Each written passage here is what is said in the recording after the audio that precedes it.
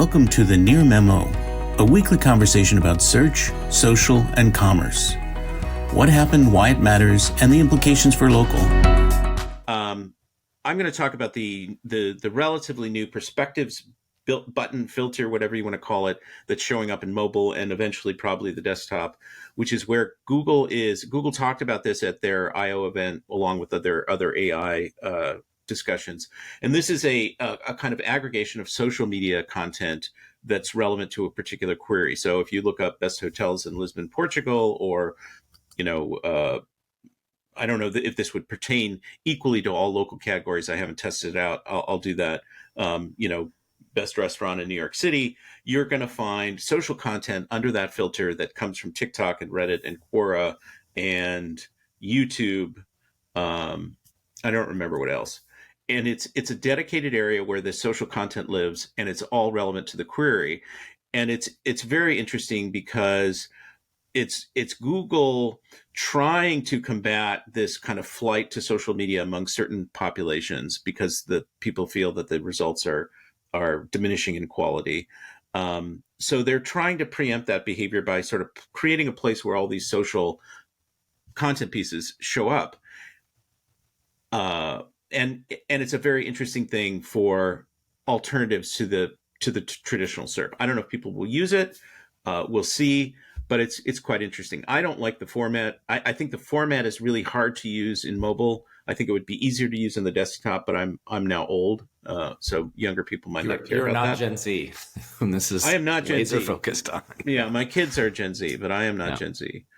So we'll see. I mean, I have general questions, which plays into your topic, David. I have general questions about how much people use the filters. Certainly, I use certain filters, images, news, etc.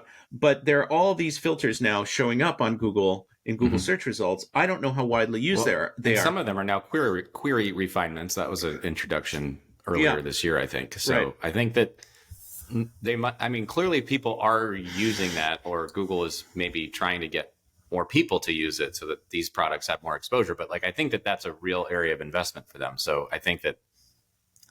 Go ahead. No, the assumption that we were talking about in the green room is that Google doesn't do anything that's not well tested Correct. and well thought through. Barry Schwartz will post all these things on Twitter. This button, this minor thing, and I always question: are these things being used? Do we have any sense of what the usage is? And so before we go into your topic, David. I was going to say, I think that this is Google.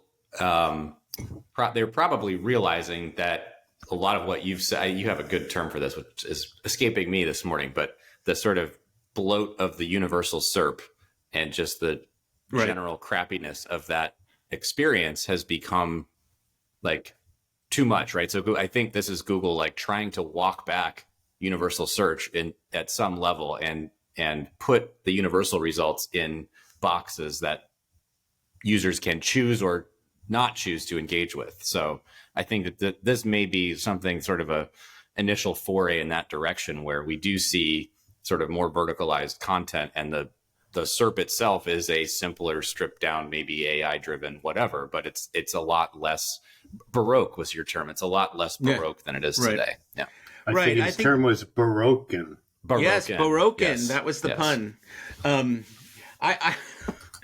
I'm laughing at my own joke. Aren't I clever? Well, I told it this time on your behalf, so it's okay. I think that's an interesting perspective that they're taking universal search and deconstructing it and putting it in under these refinements or buttons.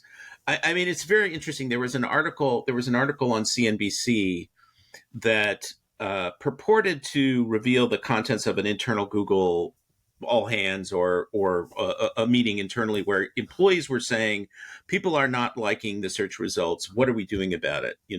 Which I thought was very interesting because this perception that search quality has declined or degraded has taken hold certainly among the people like us the sort of professionals the Google watchers. But they're reflecting maybe something broader, that there's this sort of now zeitgeist that Google is under pressure. The things have become less useful, too many ads, too much spam, etc. And Google has to respond to it. And SGE is partly a response to it, not entirely. It's about competition also.